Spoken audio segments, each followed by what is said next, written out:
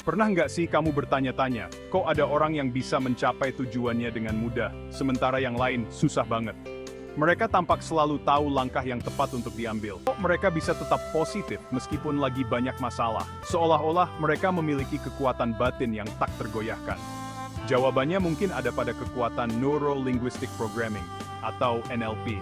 NLP adalah pendekatan yang bisa mengubah cara kita berpikir dan bertindak. NLP itu kayak buku panduan untuk otak kita. Dengan memahami dan menerapkan teknik-teknik ini, kita bisa mengendalikan pikiran kita dengan lebih baik. Isinya adalah teknik-teknik yang bisa bantu kita memahami bagaimana pikiran, bahasa, dan perilaku kita berinteraksi dan membentuk realitas kita. Ini bukan hanya tentang berpikir positif, tapi juga tentang mengubah pola pikir yang mendasar. Dengan menguasai NLP, kita bisa memprogram ulang pikiran kita untuk meraih sukses, kebahagiaan, dan kepuasan hidup. Bayangkan memiliki alat yang bisa membantu kamu mengatasi hambatan mental dan emosional. Bayangkan kamu bisa mengatasi rasa tidak percaya diri, mengubah keraguan menjadi keyakinan yang kuat, membangun rasa percaya diri yang kuat, dan merasa yakin dalam setiap langkah yang kamu ambil, dan berkomunikasi dengan lebih berpengaruh. Kamu bisa belajar cara menyampaikan pesan dengan lebih efektif dan mempengaruhi orang lain dengan cara yang positif. NLP memberdayakan kamu untuk melakukan semua itu, dan masih banyak lagi. Ini adalah alat yang sangat kuat untuk transformasi pribadi. Video ini akan memandu kamu memahami prinsip-prinsip dasar NLP, memberikan wawasan tentang bagaimana teknik-teknik ini bekerja, dan memberikan alat praktis untuk mengubah hidupmu. Kamu akan belajar cara menerapkan NLP dalam kehidupan sehari-hari untuk mencapai tujuanmu. Bersiaplah untuk membuka potensi luar biasa dalam dirimu. Dengan NLP, kamu bisa menjadi versi terbaik dari dirimu sendiri dan mencapai hal-hal yang sebelumnya tampak mustahil. NLP muncul pada tahun 1970-an dari kolaborasi Richard Bandler, seorang ilmuwan komputer, dan John Grinder, seorang ahli bahasa. Mereka kagum dengan kemampuan komunikasi para terapis terkenal, seperti Virginia Satir dan Milton Erickson. Bandler dan Grinder dengan cermat mempelajari para ahli ini, mengidentifikasi pola bahasa, perilaku, dan proses berpikir mereka yang membuat mereka sukses membantu klien. Mereka kemudian menyusun pola-pola ini menjadi sebuah sistem yang dapat dipelajari dan ditiru oleh orang lain, sehingga lahirlah NLP. Intinya, NLP adalah tentang meniru keunggulan. NLP membantu kita mengenali apa yang berhasil dan mengulanginya untuk mencapai hasil yang diinginkan. NLP dibangun di atas 4 pilar utama yang bekerja bersama untuk membentuk pengalaman kita. Pilar-pilar ini adalah fondasi dari bagaimana kita memproses informasi, berinteraksi dengan dunia, dan mengubah diri kita sendiri. Pertama, sistem representasi. Kita memahami dunia melalui panca indera kita, penglihatan, pendengaran, sentuhan, rasa, dan penciuman. Setiap indera ini memberikan kita informasi yang berbeda, yang kemudian diproses oleh otak kita untuk membentuk persepsi kita tentang realitas. NLP mengajarkan kita untuk mengenali saluran sensorik yang paling kita sukai, visual, auditory, kinestetik, dan sebagainya, dan bagaimana hal itu memengaruhi komunikasi dan perilaku kita. Misalnya, seseorang yang lebih visual mungkin lebih responsif terhadap gambar dan warna, sementara yang auditory lebih peka terhadap suara dan nada. Kedua, framing, pikiran dan keyakinan kita seperti filter yang kita gunakan untuk memaknai suatu peristiwa. Filter ini bisa sangat kuat, mempengaruhi cara kita melihat dunia dan diri kita sendiri. NLP membantu kita memahami bagaimana cara pandang kita membentuk persepsi kita, dan menyediakan alat untuk mengubah keyakinan negatif atau membatasi diri.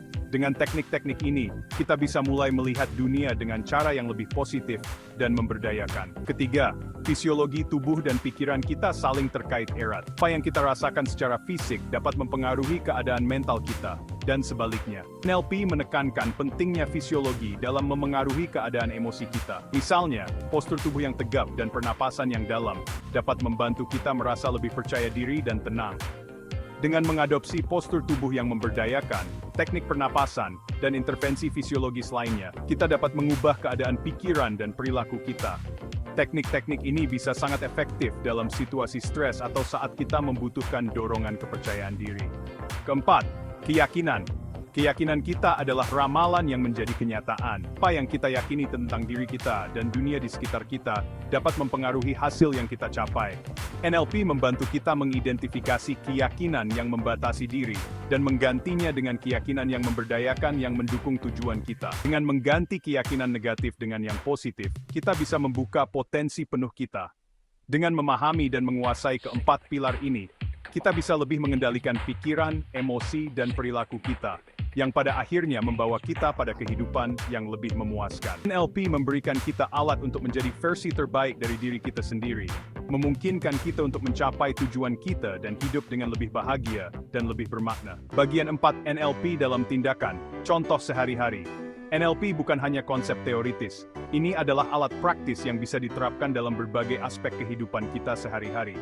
Komunikasi yang efektif. NLP adalah alat praktis yang bisa diterapkan dalam berbagai aspek kehidupan kita sehari-hari. Komunikasi yang efektif adalah salah satu manfaat utama dari NLP. Dengan menggunakan teknik NLP, kita dapat belajar bagaimana menyampaikan pesan kita dengan lebih jelas dan meyakinkan, serta memahami orang lain dengan lebih baik. NLP menyediakan teknik untuk membangun hubungan baik, memahami isyarat nonverbal, dan berkomunikasi dengan jelas dan berpengaruh. Misalnya, dengan memperhatikan bahasa tubuh dan nada suara, kita dapat menangkap isyarat yang mungkin tidak terlihat dalam komunikasi verbal. Ini sangat berharga dalam hubungan pribadi, lingkungan profesional, dan situasi apapun yang melibatkan interaksi dengan orang lain. Dalam hubungan pribadi, NLP dapat membantu kita memahami pasangan kita dengan lebih baik, dan mengatasi konflik dengan cara yang konstruktif. Di tempat kerja, teknik NLP dapat meningkatkan kerjasama tim dan produktivitas. NLP memberdayakan kita untuk mengatasi rasa takut, meningkatkan rasa percaya diri, dan mencapai tujuan pribadi.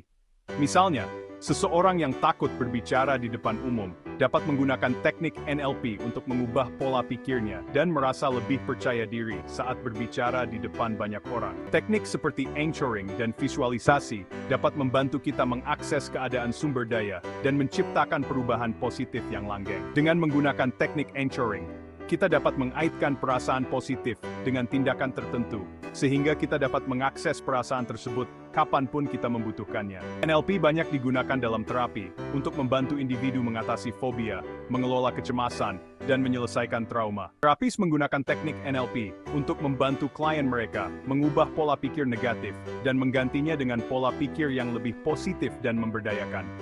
Teknik-tekniknya sangat efektif dalam mengatasi masalah yang berakar pada pikiran dan keyakinan negatif. Dengan mengidentifikasi dan mengubah keyakinan negatif, kita dapat membuka jalan untuk pertumbuhan pribadi dan kesuksesan. Ini hanyalah beberapa contoh bagaimana NLP dapat diintegrasikan dengan mudah ke dalam kita sehari-hari untuk menciptakan perubahan positif. Dengan mempraktikkan teknik-teknik ini secara teratur, kita dapat meningkatkan kualitas hidup kita dan mencapai tujuan kita dengan lebih efektif.